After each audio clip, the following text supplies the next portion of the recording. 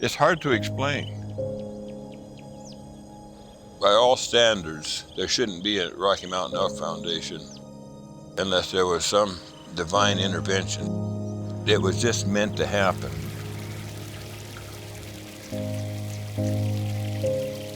Deep down in my heart, I just couldn't quit. In my heart, I knew it was the right thing to do. We started something that is, well, down in history is making a difference. Born in the small northwestern town of Libby, Charlie Decker's life seemed destined to be a simple one from the beginning. My dad logged and my granddad, and I've always been a logger, was raising a family, just like any everyday working guy. Go to work every day and had 3 boys and did what any normal young family with 3 kids do. Chicago boy. Got out of there as soon as I could.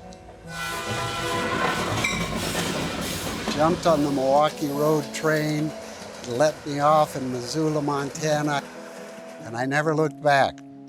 2 men with opposite lives who would meet in a small church in Troy, Montana.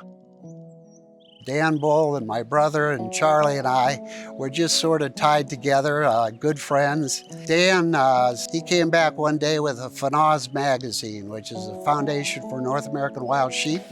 And he just picked it up somewhere, and he got to thinking about it. And he said, "Elk do not have a champion, what do you think?" We're going to roll the dice, and we didn't have a clue what we were doing. Well, if we're going to start, we've got to put some dollars into this. And Dan had great vision, big ideas, but unfortunately, as we found out later, not a whole lot of follow-through. I think he was gone in 90 days. So in 1984, the RMEF was founded, but nobody knew or cared. Now down to just 3 participants, they were about to find out just how difficult it would be to make this organization relevant. We had no money. No one was willing to lend us any money. So fortunately, my brother and I had a mother that said, my 2 boys never do anything wrong. And as misguided as she was, she lent my brother Bill $8,000, lent me $8,000. I took my oldest son's college money that Mom and I had saved for years, which is a whole story in itself. About the time that the Elk Foundation started was a really bad economic time. I was totally opposed. It wasn't the idea I was against at all. I still knew it was a great idea. I was just not sure that we needed to be involved and it would be our last $8,000 in the bank. Partner cost me a divorce. We've been married 53 years this year, but it wasn't a very happy time for Mother and me. I knew that the idea was really great, and somehow we were going to be able to get our kids through college regardless. He says that I threatened divorce, and that's possible that I did, but it didn't work, so.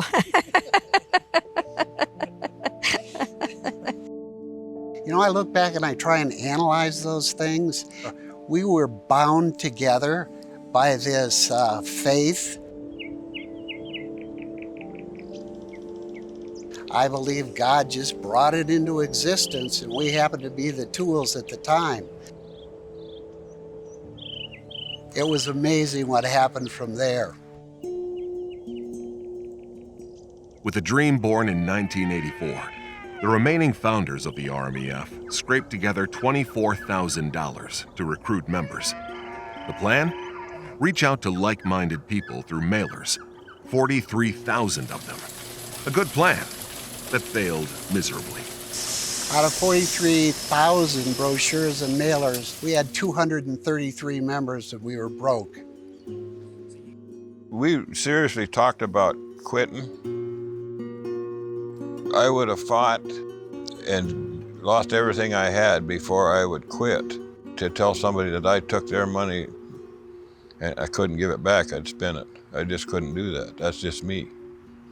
We owe a commitment to 233 people that said, hey, we're expecting what you promised us in that brochure. Where do we go from here? Where they went was developing a magazine. And that in and of itself is flat out miraculous.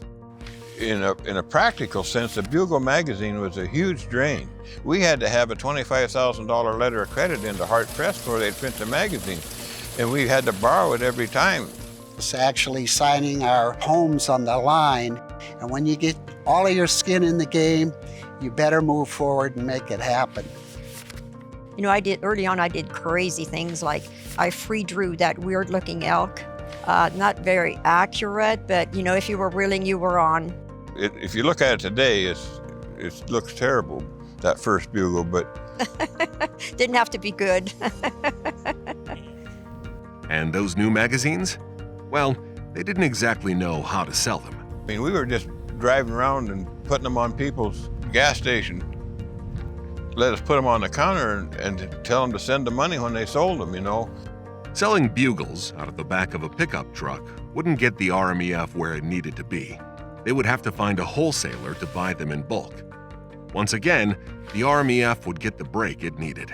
When this guy comes on the phone, he says, is this Bugle magazine? How fast can you get me 2,000 copies?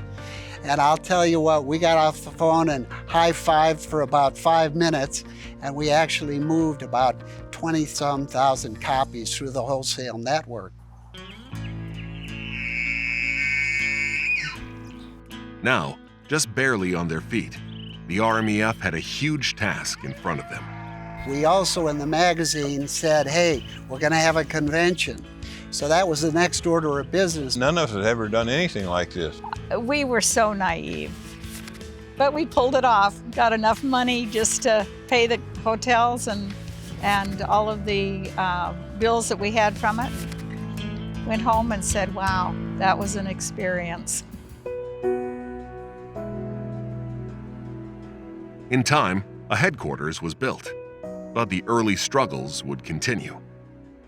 So we spent really the first 3 years in a position where we tried to stay alive, and that was as simple as it was. The first 2 years were really, really lean, and it was a lot of work. And you can stand on the corner and holler all you want, but somehow you gotta get the message out there. It was just the right people at the right place all the way through this organization. People like Wallace Pate and Aaron Jones, whose donations kept the doors open.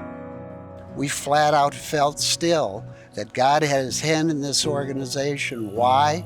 Elk were endangered. We were seeing development take place everywhere. You know, elk were really being threatened because there was a habitat issue. It was fun to see things grow, but it was also scary because there was still a lot of work to do. So there were some scary times. If this thing works for ducks, and if this thing works for sheep and all these other animals, why not something for elk? Why not elk indeed? It was time for this small-town, homegrown organization to take its next step. By 1987, the RMEF was in a position to move out of survival mode and put some money on the ground. But Jack Ward Thomas made a very profound statement when he said, if you focus on habitat, you won't never get in trouble, because you can't argue about habitat. Staying true to its mission statement, the RMEF went to work for habitat. Done some small projects. The first big project we did was Rock Creek in Montana. 17,000 acres was for sale from a grazing association, the Rock Creek Grazing Association. If we don't buy that, it's going to be developed because it's beautiful country, but it's going to cost $2 million. Well, we still didn't have 2 cents to rub together. It come down to the 11th hour. Loans and private donations still left RMEF short of funds to complete their transaction. With only hours to spare before the deal would fall through, Anheuser-Busch would donate $500,000 to complete the deal. This marked the first step in the RMEF being able to establish itself as one of the most effective conservation organizations in the country. And at the time, there were only 500 elk there. Today, there's almost 6,000. Sent the message that, you know, we're for real, kind of a thing, you know what I'm saying? Other people started paying attention that we were alive and well and doing things.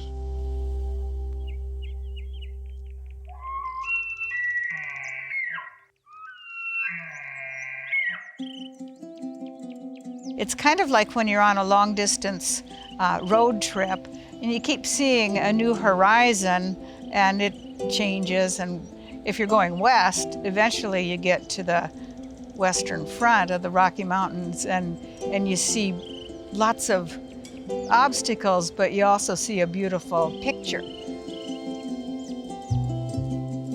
There were a lot of dips and turns, and it was very scary. But then we started seeing a bigger picture of things that were happening. I think the best day with the whole foundation for me was 1997. Being hailed as an historic day in the mountains of eastern Kentucky. Nearly 4,000 people turned out to watch as state fish and wildlife officials released 7 elk into the woods, hoping to replenish a herd that's been lost for more than a decade. To see 7 elk reintroduced into Kentucky, I mean, it was a day that still sends goosebumps throughout my body, because you could have heard a pin drop with that many people. And I'll tell you what, I know that there were 52 school buses full of school children that'll remember that for the rest of their lives. That's a warm, fuzzy thing where elk haven't been for 150 years, to see how they're flourishing. It's about people that love and cherish the land, the critter, and they care about each other, and they're making sure that their grandkids and kids will experience the same things they do. This is the spot that I'll remember probably as the start of it. There's nothing here now, but it was a hub of activity, but not much revenue at that time. And we saw so many 11th hour miracles, it was amazing. So I am sincere when I say we started this organization on our knees. It's made up of the greatest people on this earth. Amen, no doubt about it. Yes, sir. There's probably some ripe ones already tonight, huh? There ain't many. They ripen pretty fast this time of year. Yeah, I don't miss very many. I live in the same house, and we live very frugally. Well, we just had the Founders tour, and we had a great tour. We had some people in. I feel very passionate towards this organization, and I do what I can financially for it too, which isn't a lot, but I do what I can. No, I'm still a poor logger. I think God put everything on this earth to be taken care of.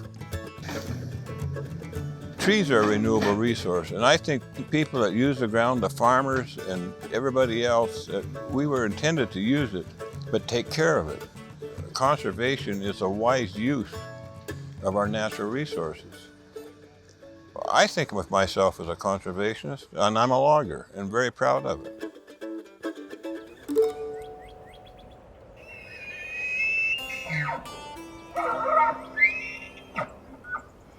As I look back today, I see a culture in the Elk Foundation that I think has always been fostered by Bob and Charlie. And I don't think we even knew we were doing that at the time. It was just a sense of the members are what drives this organization, the integrity. If you don't have that, you don't have anything. And always being upfront and transparent with people. We have done what we said we're going to do. We've been transparent and honest. Again, making commitments in this organization, saying we're going to do something and following through. We do it or die trying. Our forefathers founded this country on some principles that we're really getting away from, and that's God, family, and country. the wonderful, dedicated, hardworking people that this attracted, that's what made it a success. It had nothing to do with us or what we did. It was in spite of it, probably.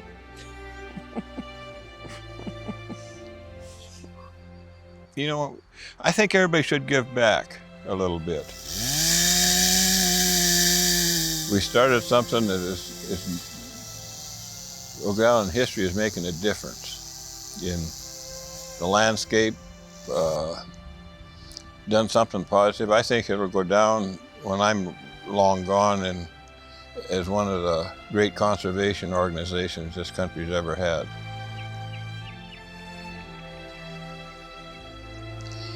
And you talk about something that told me there's something more to this deal than just a guy wandering around on Earth. Tell me what you could do that would be more thrilling than have a bull elk from me to you screaming at you. Doesn't that make your heart pick up a notch?